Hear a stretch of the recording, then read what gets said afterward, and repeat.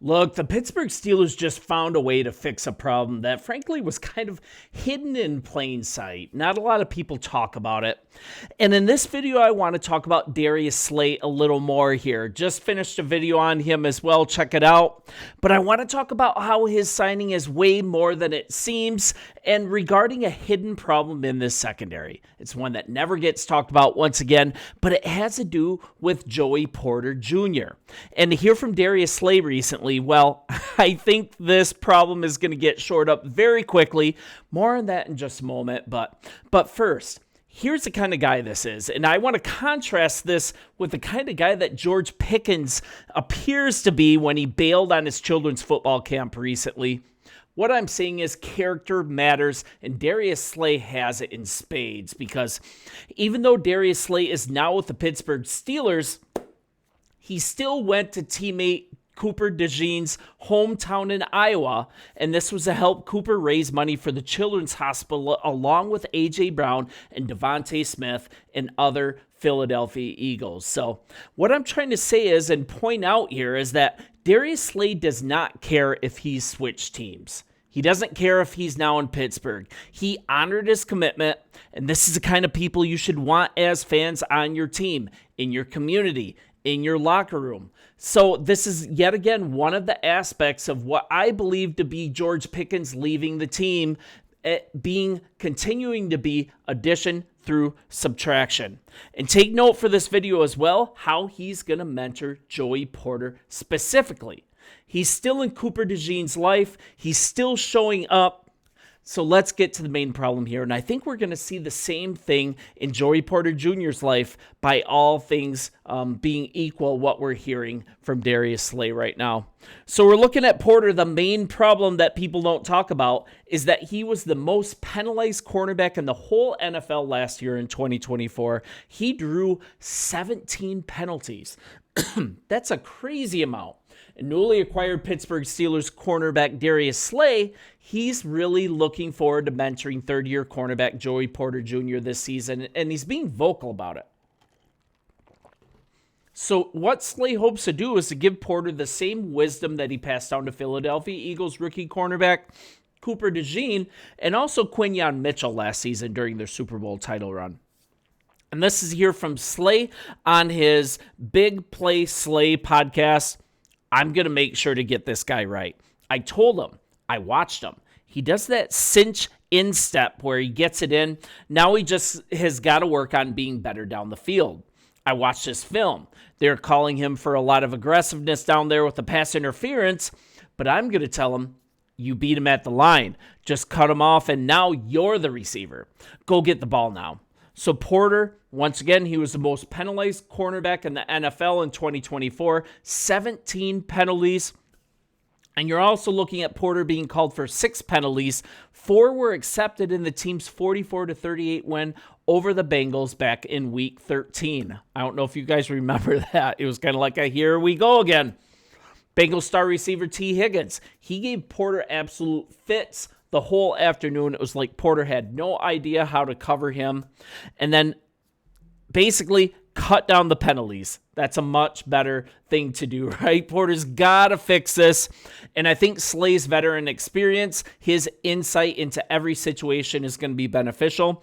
And also how he continues to take these young players, put his arm around them, and guide them not only through the locker room and not only through on-the-field play, but a lot of what it means to be a man, what it means to be an NFL athlete, and frankly, a good citizen, a good husband, and a good teammate in the general community, right? Slay has shown the willingness to do that with his fellow players, mentor the young players on every team that he's on, and just him showing up for Cooper's charity event with a team that he was no longer on, keeping those relationships, continuing to pour into the lives of others.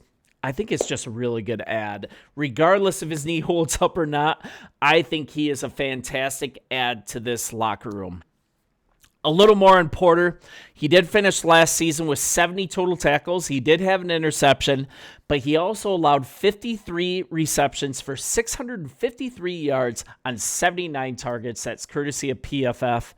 And it definitely wasn't a great season for Porter, right? He finished fifth in the AP's Defensive Rookie of the Year voting the season before, but now Slay is in town. 6-time Pro Bowl cornerback, right? His impact to the team is going to be way more far-reaching than what happens on the field. And he actually said as much during his introductory Steelers press conference. This is back on March 13th. Slay talked a lot about how he's going to mentor the team's younger covermen. And who are the younger guys in this secondary, right? You've got Porter, you've got Beanie Bishop, just an undrafted free agent that absolutely balled out last year. And then let's not forget about Corey Trice. Oft injured, but if he can be healthy, if he can start contributing, man, that just makes a deep secondary even deeper with the additional acquisitions. I don't have to talk about Jalen Ramsey as well. But let's hear straight from Slay here. It's going to be great, man. I love that. That's the best part of my job. I love meeting new people. Some people don't like meeting new folks. I'm really outgoing. That's one of the biggest roles I would like to take on this team. Just help mentor young guys because a guy did that for me. So I always got to return the favor in my own way. That's just how I roll. That's just how I do it. And I do it with genuine love, not by force. It's because I want them to be great. And I want them to always be better than me. Any guy I ever have under me, my job is to try to make sure they'll be better than me. And this is what I love. As a player, person, everything. 13 years in the NFL. He said he'd always heard good things about the Steelers from Patrick Peterson, another veteran that Mike Tomlin got pretty good production out of in 2023. And then remember Joe Hayden. He was one of Slay's favorite corners when Slay was younger. Rod Woodson, he was one of the guys that took Slay under his wing early in his career. This might be the person that he's talking about when he says, I want to pay this forward to others. Let's hear what he has to say about that. When I got drafted, I stayed at his house for about a month and a half, learned football from him. We're talking about Woodson.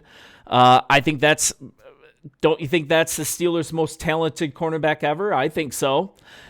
We had the same agent, Eugene Parker. He introduced me to him, talking about Woodson once again, and that's how he kind of drawed me to sign with him too. He had a lot of guys I looked up to in his game. He had Deion Sanders, Rod, and a couple other guys I used to look up to. So a shared agent is never a bad thing in this instance. And he also talked about when he was talking with Mina Kimes. I covered some of this earlier today. He wants to not only help fix Joey Porter's issues with penalties, but also improve his game in the interceptions department. This is what he had to say to Mina Kimes. They say he can't catch, but we're going to fix that. We're going to catch the rock this year. Slay has 28 interceptions in his career, 34 years old, Super Bowl champion, 8-time Pro Bowler, all this experience under his belt. And if he's talking about giving Porter and the Steelers' young cornerbacks the same wisdom that he passed down in Philadelphia, we're talking once again about Cooper DeJean, Quinyon Mitchell last season during their Super Bowl title run, and even before that. I mean, if he's talking about wanting to do the same thing for the Pittsburgh Steelers, I think you guys should all be excited about it. I have a good resume of younger guys trying to help build them. That's my job. I'm just here to help him do everything I can to make sure he succeeds at what he does and try to get him to be one of the best in the game. You guys, I think these are just really good gets. These veteran players that a pessimist can say they're at the tail end of their career. How dare the Steelers bring them onto a team that's trying to contend? But I say that the impact of some of these players, high character players like Darius Slay, goes way beyond the box score, way beyond the play on the field, and really infuses this locker room, this culture, with the type of personalities, the type of accountability, the type of hard work, the type of man that is on this team. I think it's invaluable. And I think you're going to see ripple effects from that in the years to come.